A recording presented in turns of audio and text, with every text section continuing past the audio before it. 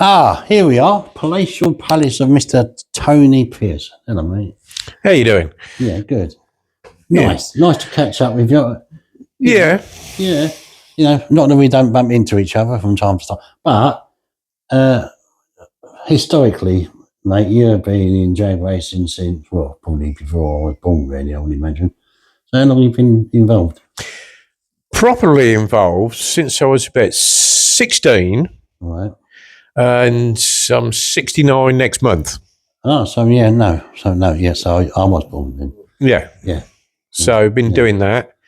It was quite funny how it started because I went up the racetrack and I was talking to a good old friend of mine, John Davison. He was working on Stardust and Firefly. And for some reason, I ended up working on Stardust and Firefly with John. So that's how it started. I don't really know how, but it did. And I've carried on ever since, more or less. Did you have a mechanical background then? Oh, yes. I'm one of the last, I would say, proper trained apprentice of a vehicle mechanic. Oh. Where you were learnt to repair vehicles, make things for vehicles, and do nearly everything. Like we had to learn welding, lathe work, milling work, and all sorts of stuff. Engine reboring, putting valve certs into alternators and all that. Yeah. Everything about vehicles in the day, because that's what mechanics done in the day. Mm. And unfortunately, that sort of work is all gone now. Yeah. So I did actually come from, that was my training. Yeah. And I've carried on ever since, really. Yeah. And then you start. So did you then get, obviously in your career you was like chief, crew chief, whatever, but did your driving experiences? Oh, my driving experiences, I mean, I always liked driving. I'm not a really good fast driver, but I know when a car's right or wrong. Right. Mm-hmm. So sometimes I can beat a fast driver. Yeah. Because I know what's right or wrong with the car. Yeah. So but it pulls to the right, pulls to the left, Yeah, because unfortunately, with some fast drivers, they can drive fast, but they don't know nothing about the car. Yeah. So, but I really do enjoy driving. I always have done. Never done any good in a dragster or funny car, to be honest. But I always enjoyed it. It was really good, and it was a really good experience to have a go. Yeah. Now, when what stage was you like dragster? What sort of was that top fuel or was that modified or? No, it was the old alligator. Oh right, okay. The old alligator. Yeah. Occasionally, it'd have a nitro engine in it. All depends how much money was there. Autos, yeah. We'd put methanol pistons in it and just run it, basically to make a noise and try and keep the crowd happy. Yeah. And then occasionally, Spuff and Bob used to let me have a little go in the silver Showtime. Showtime, yeah. Which, at the time, it was good. It was interesting, but it never went straight. No. But I enjoyed it. I liked it. Yeah. Different world, isn't it? Oh, it's very different. A dragster to the funny car is the dragster is like laying down a bit like sitting in this settee. Yeah. But the funny car is a bit more like sitting on like a horse or something. And then a grenade in front of you. Well, no, actually, don't worry about that. But you're there with the steering wheel, sitting on everything with the transmission between you, legs, yeah. saying you're going to do as I tell you. Yeah. Talk to it, yeah. You talk to it, and it bites you back. Yeah, and it does. Yeah. So what? Obviously, the dragster, you said it's like sitting here now. The funny car is a completely different world. Most people I've spoken to within the funny car world, as soon as that lid comes down, it's quiet in there, isn't it? People think, it's really noisy in there, but it isn't that noisy, is it? No. It's all outside, isn't it? Yeah. And a lot of people, I don't know about the actual, some of the current body styles, but the older funny cars, people say, you can't see anything. But when the body come down, you could see more in a funny car than a dragster because you've got windows around you. Yeah. And you're sitting up there and you can see the wall and everything. Yeah. You can see everything. With the dragsters, low down. You're low down, and some of them have got like bits down your side of your head, and you can't see a lot. No, exactly. Yeah. So so there is that side of it. Yeah, I've always been a big Flopper fan, but it's great.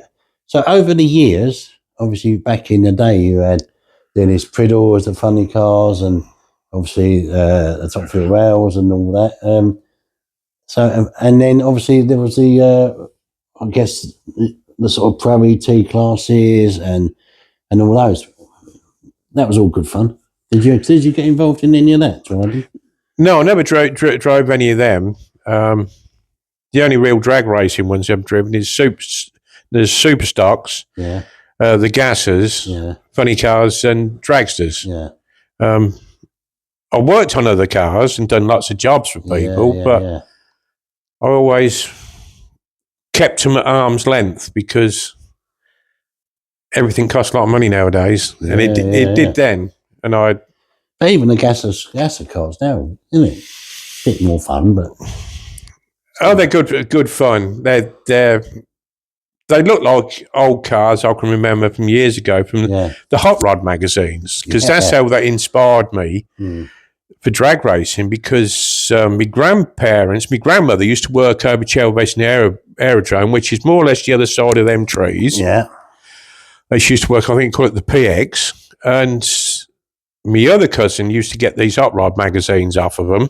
We used to bring them round with these things with like pram wheels on the front with a big engine, smoke pouring off the tyres and that. And I always thought, one day I want to have a go in one of them. Yeah. And I did. That's how Tony Thacker originated.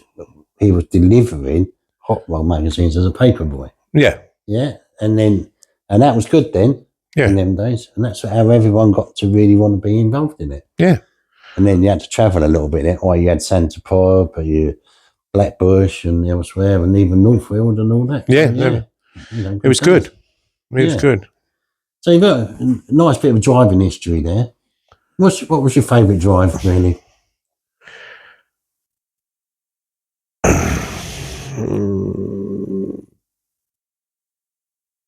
All of them, I think. Yeah, all of them. Because they've all got a different bite to them. They're all totally different. They all do totally different things. And it's nice when they work. It's good fun. It really is. Yeah. I mean, the 56 was good fun because that used to bounce about a bit. But its life expectancy of the chassis is expired. So we'll try and make that a little bit better. Is that like another? So that'd be a retag then, wouldn't it? Do you think? Or are you not going to go quick enough? Yeah, I really like it to run a 9. Yeah. Mm-hmm. So it's I think I run a 10.3 with it. Okay. So if we can get it in the 9s, it'd be quite nice. Yeah.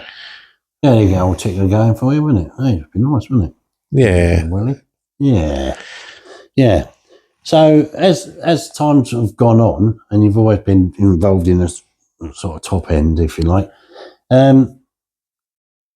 you then crew chief, or you got involved in the other teams and so on, and helping them out and everything? Yeah, because I ended up, it was me and John. We used to work on more or less Firefly. Yeah. There was Stardust, which had Ronnie Picardo, H, Mike used to look after Stardust. Mm-hmm. Then when Ronnie started driving Firefly, me and John started looking after Stardust. Then they started fetching other cars in, like the Chatterton car and other things like that.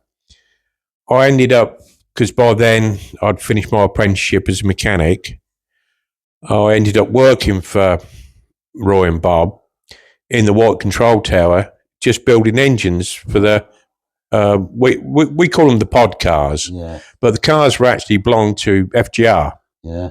Mm-hmm. And I used to do them, which that was good fun. And then started working and teaching people how to work on them, sort of thing, because there's not a lot of difference now to working on one properly then to properly now, because the basic of the engine is still an old pushrod 2-valve V8. Yeah. Apart from everything now is so big and so heavy and so dirty. So in them days, you had a lot of the Rover engines as well, and all that, didn't you? Oh, in lots of other classes and everything, they have Rover engines and everything. But the fuel cars were Roy Phelps's, the Centre Pod Raceway ones, primarily red pink. Yeah. And everybody else is like Dennis's and that. He had Donovan's, and then he went to Keith Black. Yeah. That's where it all started, really, over here, wasn't it? Then? Yeah, it did. Which was all right. Then I went on, worked for quite a few people, and just carried on.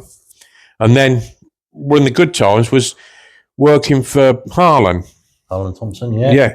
He was probably one of the best funny car drivers I've ever known, because he was really good. Everything about the car he knew. But we also used to have to take the car round to all the military bases as well, all around Europe. Milton Hall and all that, wasn't it? Everyone in Germany. He used to turn up, it was a Budweiser car, he used to come up with crates of Budweiser to the tower to us. And in them days, that's cool. Yeah. We used to do that. That was good. Then I did end up working for Runa Field, helping out and teaching. Runa had Mobile One car, didn't he? And also the one with Nick Verstad as well. Yeah. Runa had some really good cars. Well, to be honest, nearly all of Runa's cars have always been good cars. And he's always had good parts and everything. And he's a very clever man. He knows what he's doing. So that was good working for them, yeah? Oh, yeah, it was. And one of the best teams I've ever worked for, because I really like, in everything in world, if you've got some knowledge, if you don't pass your knowledge on, there's no point in having that knowledge. No. Because knowledge has to be passed on, no matter what it is, whether it's football, cricket, drag racing, or tiddlywinks, or skittles. So I really got enjoyment of helping the Eagle team when they first started. Oh yeah, I've been in the two-seater there. Yeah, that was really good fun, because when they first started, no disrespect to them, they were hopeless. Yeah.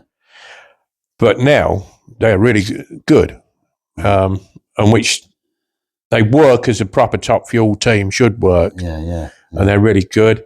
And luckily enough, Shelley, my youngest daughter, she drove their two-seater for 2 years. I've been in it with her. Yeah. And which was that was good as well, because that was a learning part of her. Go to Frank Hawley's? She went to Frank Hawley's, and it was part of her learning. I call it apprenticeship of driving racing cars. She went to a Frank Hawley's, got a Supercomp license. Yeah. She also done short track driving. I made her do like what they call rookie bangers and stop rods. Right. Not only to race, but know what it is to move about, get slid about, knocked about, and know where the vehicle is amongst, because a quarter mile oval, you can have 30 or 40 other lunatics on the track with you who are going to push you out the way. So it's good training for them to learn other things. And then she drove the two-seater for 2 years. She got fed up with it, I think.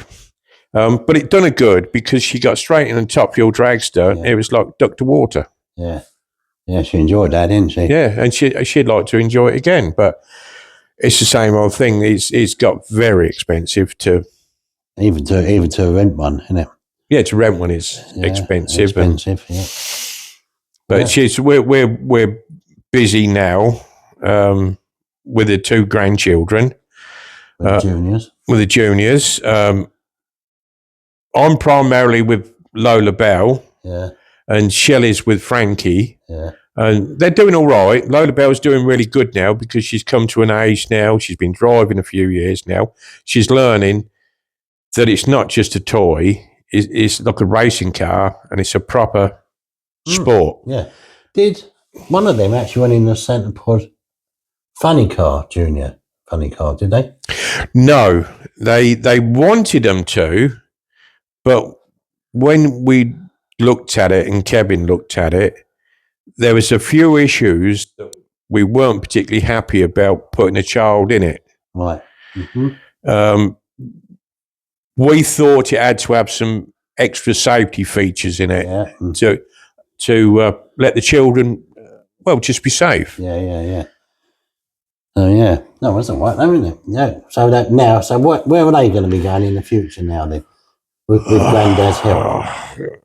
Lola Bell's already told me I've got to start to sort her a dragster out. Right. Okay. Because she wants one like Ellie Mae Brown. Yeah. That'd be nice, actually. Yeah. She wants one like that, which I don't mind because I like that car because I helped Lee a little bit with that car. Mm-hmm. And I have worked on chassis for that type of car as well. Mm-hmm. So I don't actually mind. It'd be good fun. Yeah. To see how she gets on. But it'd be nice to see her have to go in probably a couple of go-kart races or a mini stock race or a stock rod race or once again to have that experience of control of moving a vehicle about. I mean, I call it an apprenticeship, and I was talking to Nick Davis about it, and he says they should have an apprenticeship before they really get in big cars. And I said, that's the way I look at it as well. It's it's very important because you can go from a junior dragster to top fuel. I think it was a little bit of a big jump. Miss McDonald did it. Yes. It didn't quite work out. No. Which they were lucky. Is a bit unfair as well to let her do it, but that's people's opinions and their rights to do what they want to do, but not for me, I'm afraid. No. And then Jane Kay, she went on to motorbikes, and then she also did she drove Shockwave, didn't she? Yeah. Yeah. And also Rob Elson's as well. Yeah. So she had a good go at all that, but this is all part and parcel of drag racing, isn't it? Yeah, it's all a part of learning. It's the most important thing is to learn and take it in, and you just got to learn, and you got other people to help you, and trust the people that are teaching you. Yeah. And because it was quite funny because Chris, when he first started racing, Chris Layram, I said to him, I says, be careful, because as soon as you turn up at the racetrack, your first meeting, you'll get a lot of advice. He says, what do you mean? I says, you'll get tons of advice. And I says, some of it, you'll think, what the hell was that about? And we went down the pub afterwards. I said, how'd you get on? He says, I couldn't believe the amount of advice I got how to drive that bloody car. And I says, yeah, but I says, you've got to pick the one that you trust and the one you want to know. And I just like it because, see, drag racing is a very cruel motorsport. You've got to get it right from as soon as the engine starts up. If you don't get it right, everybody sees it. We all know it. Yeah.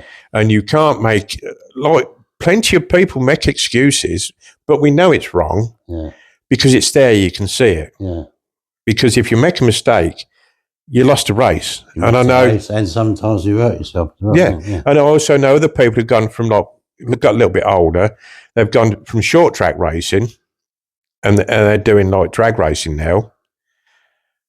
And they've both said how cruel it is because you have to get it right so perfect. And when you're done, you're out. Whereas if you're like racing another type of vehicle racing, you can make a mistake on one corner, but you can get it back. Catch it up, yeah. But drag racing's so cruel. Yeah, exactly. And it's that's what I like about it, because it's there, you can see it, and it's done. And it's people like yourself that's on the line, and you might see something when the car goes off or start, and you can stop it, you know, if you're not happy with something, because the driver might not necessarily see it or whatever, and you can, you know. No, sometimes they won't. I mean, a classic example, a really good one, was when the Islanders first brought their Top Fuel dragster across. They've done the burnout reverse now. Me and Darren, I think it was me and Darren, was sitting on the wall. The car reversed past us, and we looked, and there was all fuel just running out beneath the driver's feet.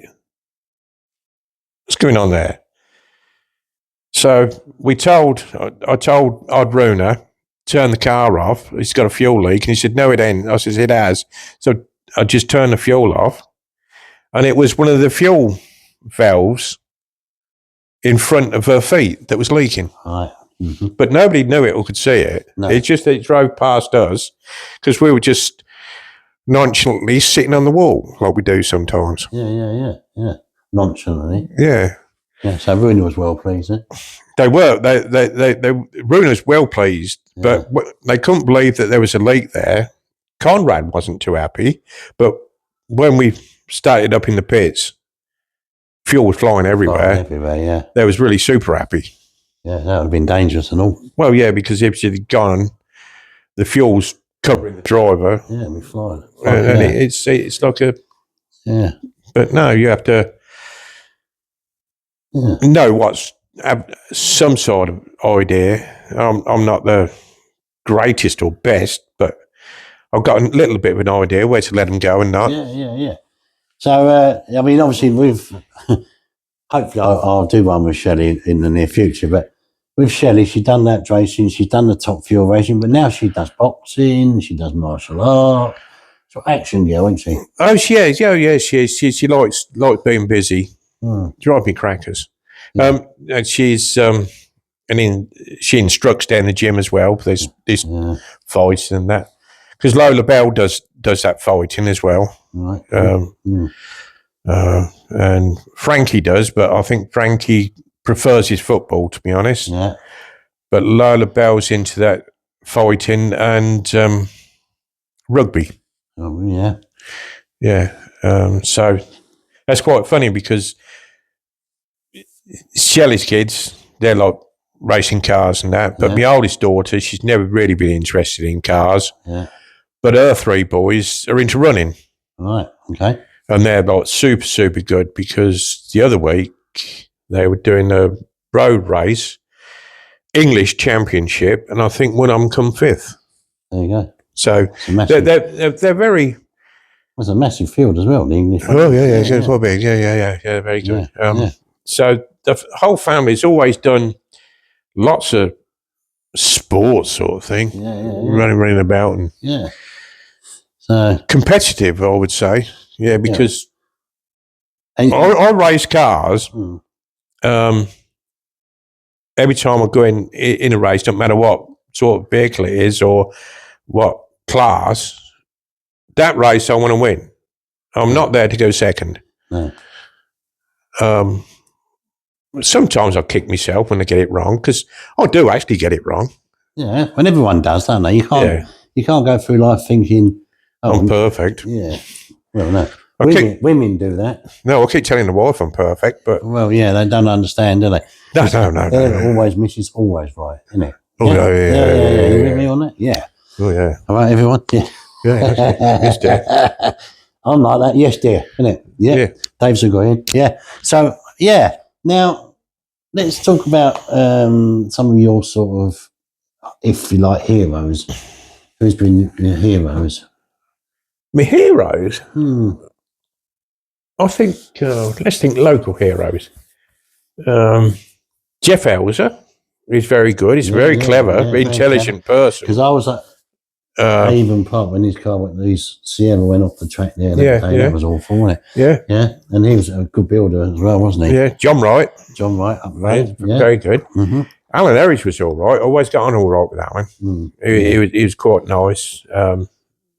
He was always a polite gentleman, I would say. I mean, he never used to swear a lot. That used to worry me sometimes. But Harlan was really, he was perfect. He was really good. I worked with Don Garlitz. Don Garlitz was all right. He was... Is that when he bought Swamp Out over? Yeah, both times. Yeah, he was... Yeah. I noticed he was he must have been very good because he more or less done everything on the car himself. And he knew how to get round problems like a old-fashioned match racer, because in them days, if the car didn't work and get down the track, they didn't get paid. So he knew lots of stuff and how to make that car get down that track. Even if he was second, yeah. Yeah, even if it was bad. Yeah. It would go down there. So on that aspect of looking at what he did of an old match racer, and he was still quite current, he was really good.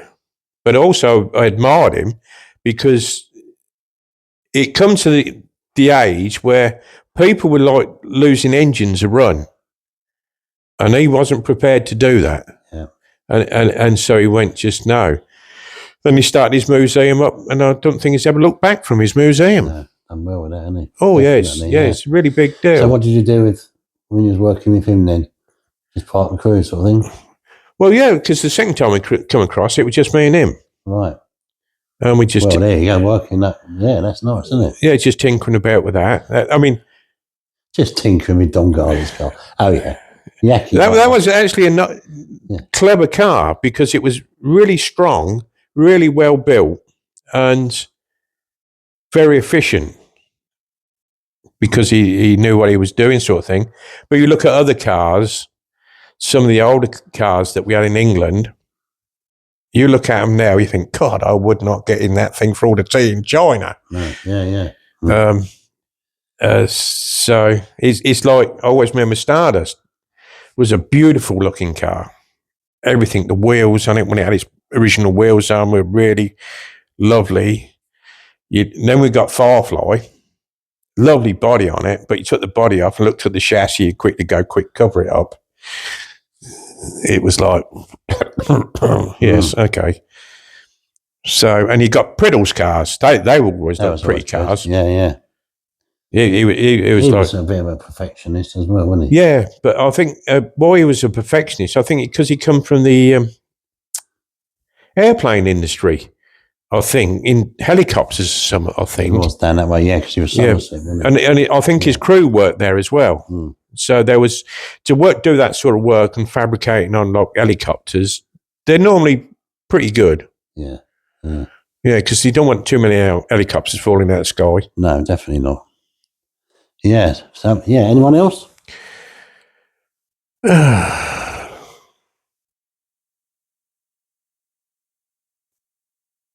Runefield is good. But they're like the ones that I'd point out for me. Yeah. And I think the other ones are much like me. Nick Davis and Rob Loring. Yeah, good guys. Yeah. Oh yeah, they can get them old altereds. That when it come out, the latest one. Mate. Straight as a dime, wasn't it? Yeah, that was unbelievable. I mean, you look what they do. Their engine company with them Pro Mod engines and everything, absolutely outstanding. Yeah. So you just think, wow, how do some people do all this sort of thing? Yeah, I mean, Nick's on my list to do, and Nick knows that, and obviously he's got other things going on at the minute, but he's on my list. And obviously you got the daughter as well is going to be doing it. Rob doesn't want to talk, which is fair enough. That's Rob. Yeah.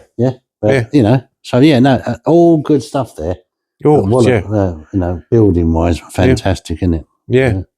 I mean, always like the builders. You got We got John Webster. You got John Webster. You got Andy Robinson. Andy Robinson, Yeah, now Luke's running that now, isn't he? Near enough as well, helping. I would think so, because Andy's place is absolutely stunning. The first time I went in there in that workshop, you go, wow, God, I love my back garden to be like this. And everything's in there, all the machines and doing that. And Andy's lucky because he's got a son that wants to do it as well. Yeah, because I was going to do Luke, and Luke said, I've got to build this chassis that's got to be done before the season starts, this, and this. Okay, fair enough. Yeah. Yeah. And that's because it's professional and it's... Oh. Yeah. Oh, well done. Yeah.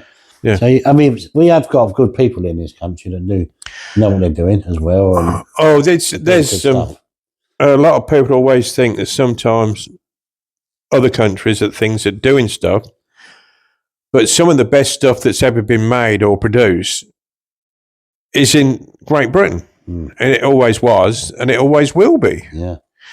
Like some of the engine technology and aerodynamics of vehicles and all that sort of thing is unbelievable. Yeah. And how they make stuff, like all this composite stuff, and how they grow metal to make for racing cars and all that sort of thing.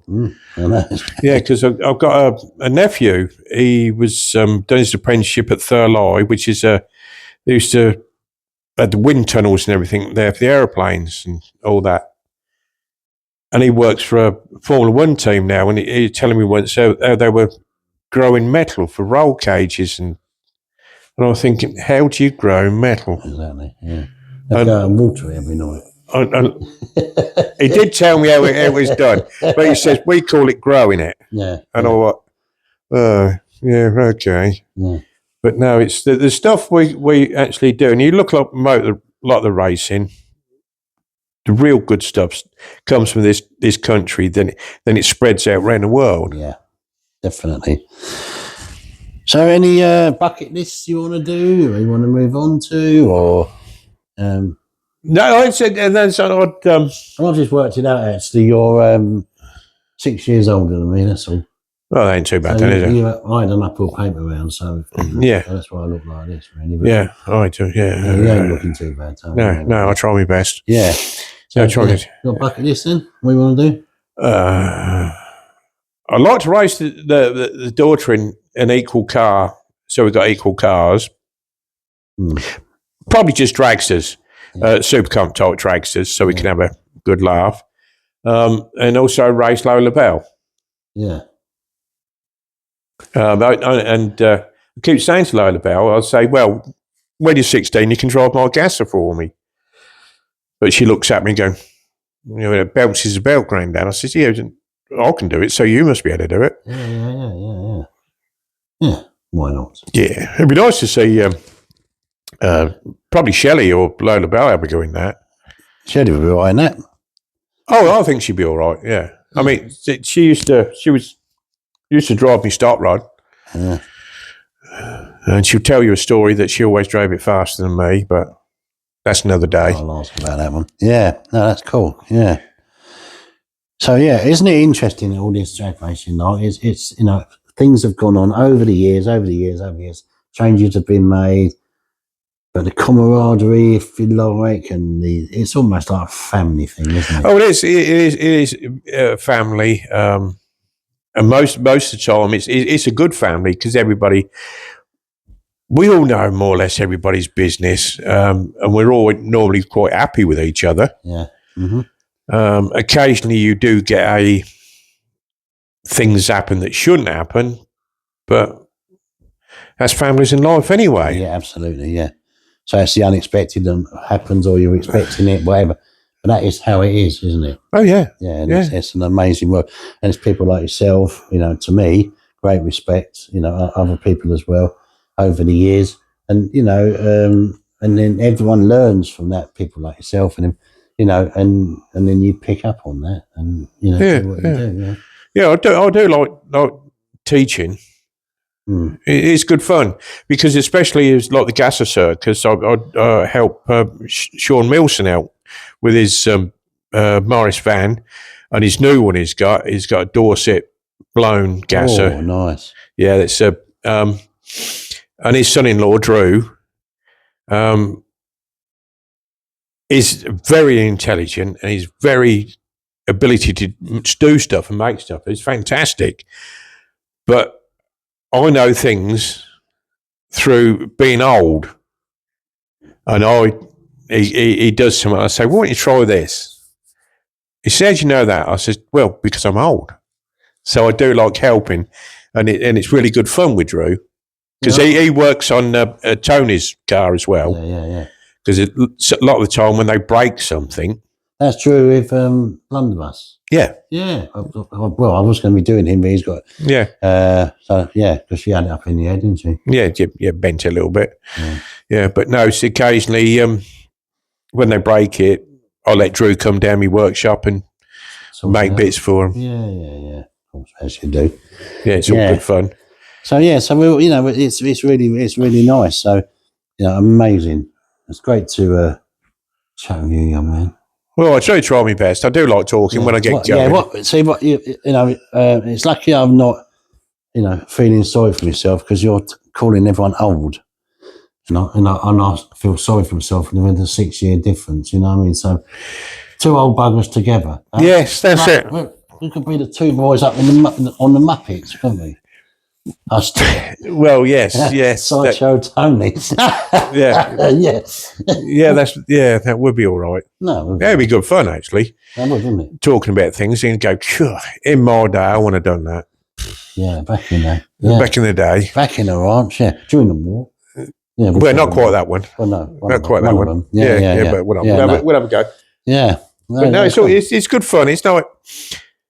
The only thing now I do find it a little bit hard is when it's raining and cold. I'm not too good with that anymore. No. I'm a bit more of a sunshine state boy now. Yeah, definitely. I'm like that and all. But yeah, we still love it though, don't we? Oh yeah, I still have a go. I mean, it's like because Steph and Drew let me drive the blunderbuss for them this year. I drove that. Sean lets me occasionally drive the Morris van, so that's good fun. Yeah, that's really good fun. They always know that it's in good hands, don't they? So. Yeah. So that's cool. But it's all good fun. Yeah, and I'll keep collecting loads of stuff. What I'm going to do with it all, I don't know. Well, no, we've seen some of the stuff out there. We'll talk about that another time. That's amazing. Yeah. And this one here, get that out there. And it's the other two down the bottom. Yeah. Oh. Yeah. I might let you have a look at them. Okay, we'll take some photos and put it on this. Yeah. Tony Pearson, you are an absolute legend, mate. Thank you very, very much. Anytime. And then we'll catch up later on for a beverage. Slight refreshment, yes. Yeah, refreshment, as one does it. Yes, and it's goodbye from me and it's goodbye from him. Thank you. Bye.